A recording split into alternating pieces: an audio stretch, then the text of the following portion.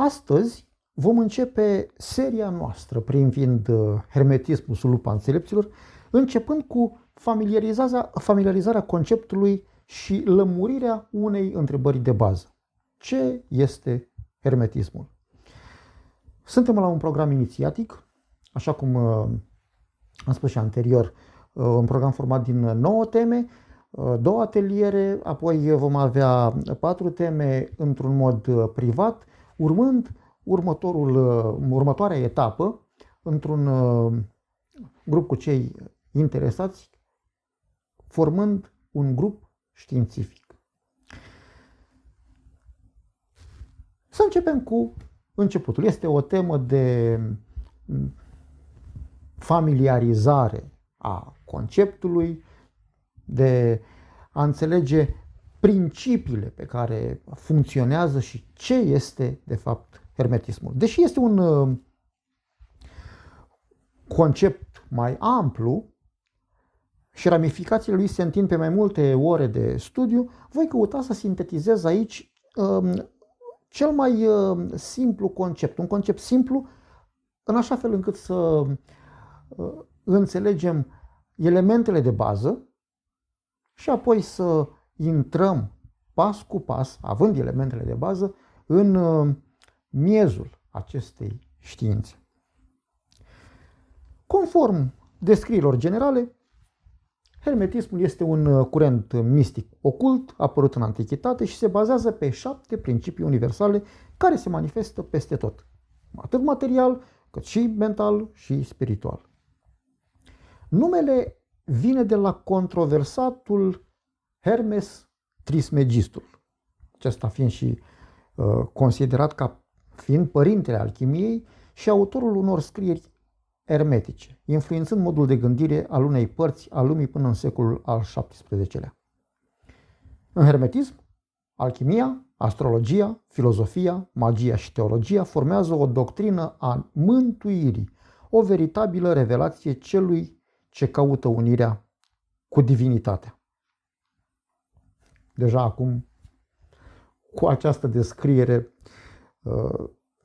este ea scurtă, concisă, dar se nasc o sumedenie de întrebări.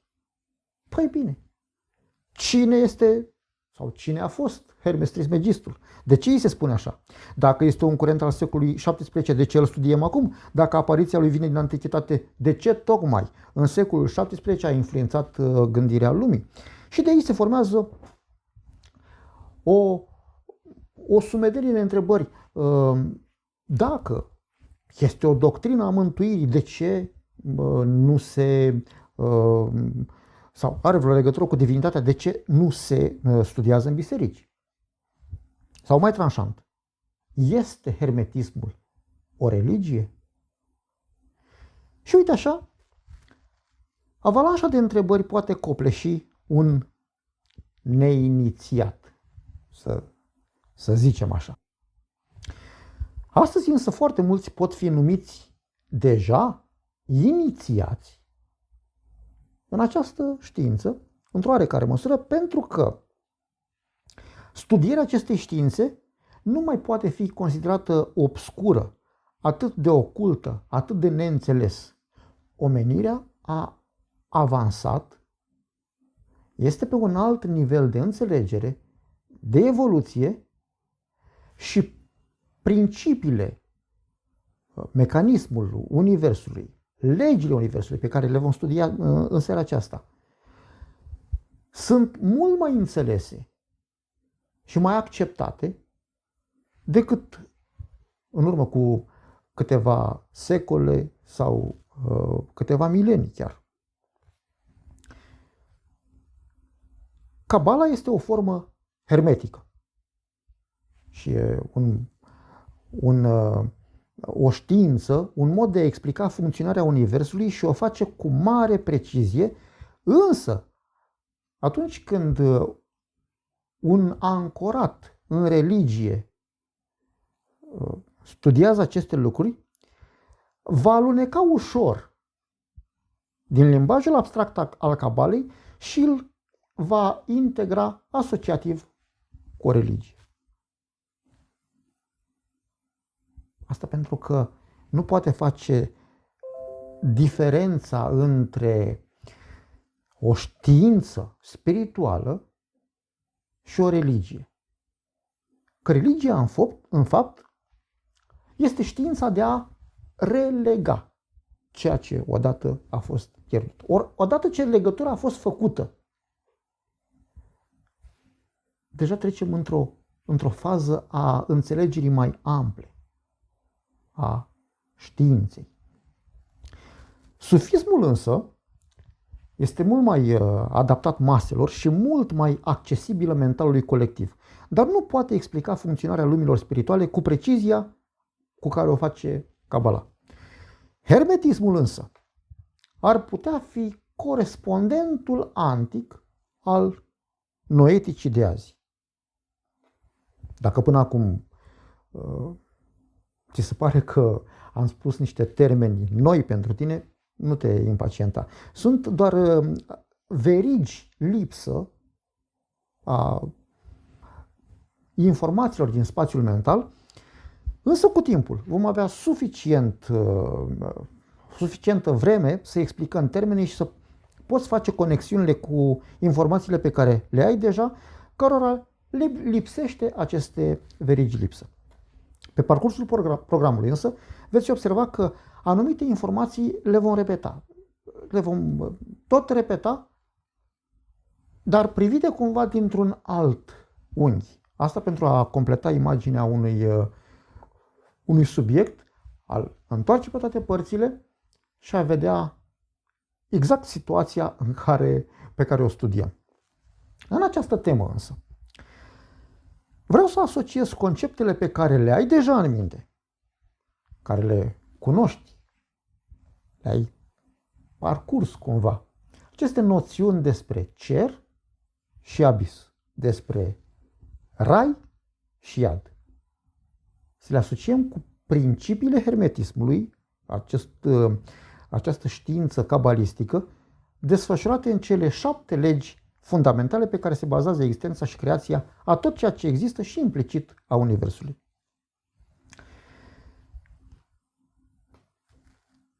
Din Ein Sof, adică din lumina infinită,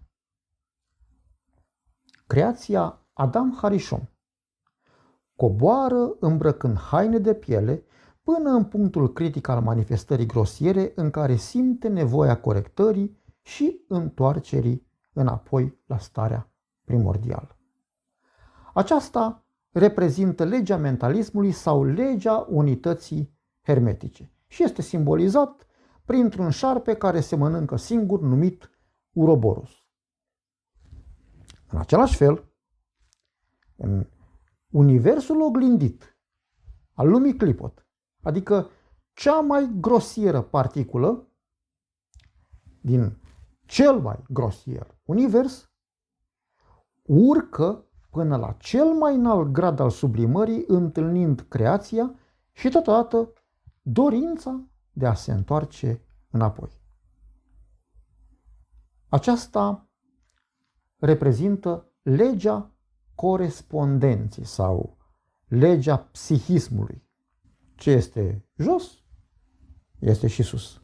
Precum în cer, așa și pe pământ. Mai este numită și legea socializării. Simbolul îl reprezintă 2 șerpi încolăciți în jurul unui toiag.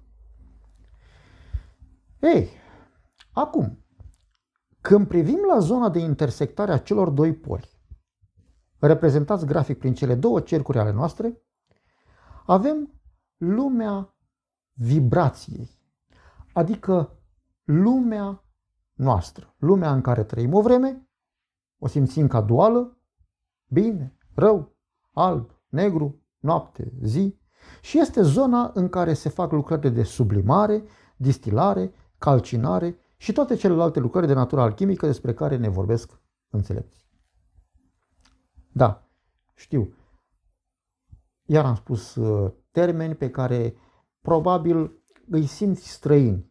Îi vom studia pe toți, pas cu pas, în așa fel încât să înțelegem procesul atât la nivel fizic, cum se întâmplă în lumea fizică, cât și corespondentul în lumea spirituală. Această situație, acest element din graficul nostru reprezintă sau canalizează legea vibrației sau legea organizării. Bun. Acum, să ne întoarcem la ceea ce ne este familiar și cunoaștem. Religia a cochetat cu teologia și a numit partea superioară rai, iar partea inferioară iad. A asociat acțiunea purificatoare a focului cu iadul și partea de vapori pe care se înalță în urma fierberii a asociat-o cu norișorii, adică starea de liniște și calm numit rai. Legea polarității sau legea diferenței face ca în timpul cât cele două lumi sunt în convergență, să conducă o linie numită timp spre un anumit scop. Și atunci, valorile introduse în Atanor pentru purificare poate separa și organiza, precum autovehiculele ce rulează pe un bulevard apropiindu-se cumva de o bifurcație și urmând a se separa fiecare spre direcția pe care au pornit. Acum, pentru a da manifestare fizică celor prezentate grafic și realizate în munca spirituală, alchimiștii pun într-un balon de sticlă cu fund rotund fermentul de mercur pentru a-l fierbe lent, obținând astfel pământul negru, numit și aripă de corb, și dizolvantul primar, numit și oțet. Fermentul de mercur este denumirea dată substanței primare de bază și nu se face referire la mercurul din termometru sau cel cunoscut ca și metal. Despre aceste lucruri vom vorbi la timpul potrivit, mai mult în cursul privat, dar despre materia primă vom vorbi și în ultima temă, tema 9, și acolo ne vom apropia mai mult de această zonă, care acum poate că pare obscură și neînțeleasă, vom înțelege la timpul potrivit. Astfel, pentru a obține sarea albă necesară marii opere, pământul negru obținut din prima distilare și calcinare este pus din nou în balonul de sticlă împreună cu oțetul și se repetă aceste operațiuni de 10-12 ori până se obține sarea albă sau pământul alb, ceea ce reprezintă materia noastră de bază. Acest lucru urmează legea ritmului sau a periodicității. Mai este cunoscută în religiile orientale ca și reîncarnare, rotire, reîncarnare. Aceste rotiri, reveniri din nou și din nou în materie, face ca în final creația să fie purificată, șlefuită pe deplin, considerată recolta bogată a stăpânului, sau cum mai este numit, bobul de grâu pus în grânar. Ajungem astfel la cea de-a 6-a lege, și anume legea cauzei și a efectului, sau legea acțiunii, care acționează asupra noastră în funcție de bagajul pe care îl purtăm cu noi din viețile anterioare sau renunțăm la el înlocuind cu alte valori. În viața de zi cu zi, noi folosim aceste principii pentru a obține anumite produse. Este simplu. Folosim fierberea, distilarea, cernerea, separarea, repetarea proceselor până obținem produsul finit. Însă despre acestea vom vorbi mâine seară mai pe larg. Acum să mergem la cea de-a 7-a lege a hermetismului, care mai este numită și legea genului sau cea a iluminării. Lege în care principiul feminin și cel masculin se unesc într-un singur corp comun pentru a definitiva marea operă. Când în urma tuturor procedeelor alchimice, multor repetări, calcinări, sublimări, fermentări, se obține marea operă, piatra care poate transforma orice metal în aur, poate vindeca orice boală, poate reface structura corpului și poate prelungi viața la infinit, atunci adeptul aude ca o confirmare din univers a ceea ce înseamnă cererea ta a ajuns până sus. A ajuns până la cel de sus. Până la Ishvara, la spiritul cu cele 3 calități care creează, conservă și distruge. Acea mama a naturii, a intelectului, a întregului univers. În rezumat,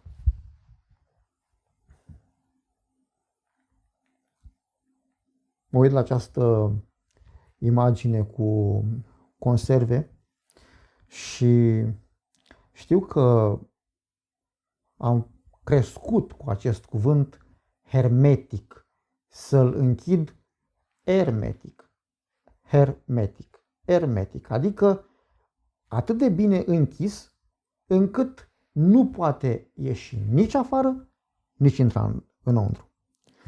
De aceea hermetismul poate fi comparat cu un raft plin de conserve pe care o gospodină le-a îmbuteliat hermetic ca să poată păstra intacte când? Până când? Atunci când le va veni timpul, vremea potrivită. Să poată fi folosite mai târziu, să fie folosite ca hrană atunci când condiția spirituală o permite. Atunci când o conservă o deschidem atunci când nu mai avem alte resurse,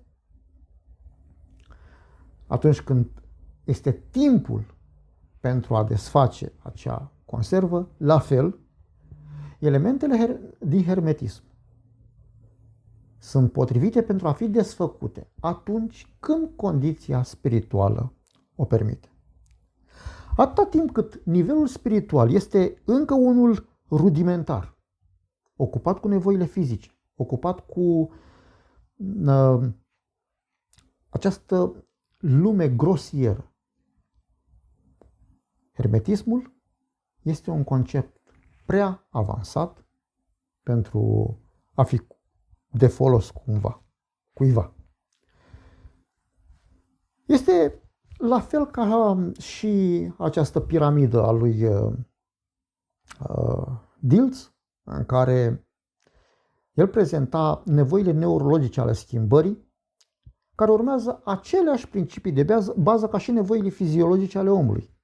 Dacă la nivel fizic avem la baza piramidei nevoi precum hrană, îmbrăcăminte, adăpost, la fel, la baza piramidei alcătuite de Robert Diels, acestea sunt împlinite de mediul înconjurător. Pentru a-ți cunoaște identitatea și a ajunge la a ști cine ești, este nevoie să treci pas cu pas prin aceste etape ale schimbărilor neurologice, la fel ca și în cazul schimbărilor fizice. Mâine seară vom continua această schemă. Vom continua programul nostru, această schemă începută astăzi, vom continua mâine să lucrăm pe ea ca să înțelegem complexitatea și ne vom ocupa de acea parte din mijloc, de atanorul transformării. Acolo unde vom înțelege conceptele existente privind dorințele folositoare, da? Și dorințele nefolositoare.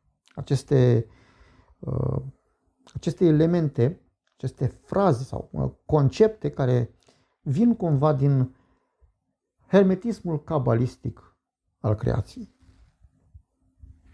Te aștept mâine seară, la aceeași oră, și dacă vrei ca să nu ratezi cumva vreo temă a programului, intră pe pagina, pe linkul care este afișat, atașat acestui video. Lasă-ți acolo e-mailul, telefonul, vei fi pus într-un grup de WhatsApp și vei primi notificările, plus abonează-te la acest canal pentru că vei primi notificări atunci când suntem live. La întrebări, dacă sunt, vom discuta și vom reveni imediat după generic. O noapte bună, fii binecuvântat!